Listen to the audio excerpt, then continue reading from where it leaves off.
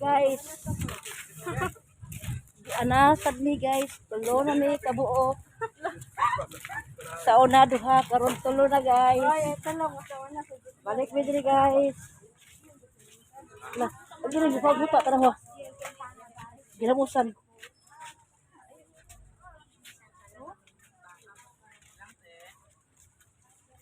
Kung may kwarta nga rin guys, pero libot-libot mo lang kung may kwarta ba.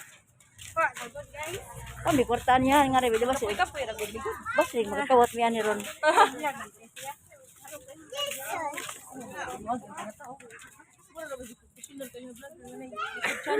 Kita naman na silpon ini.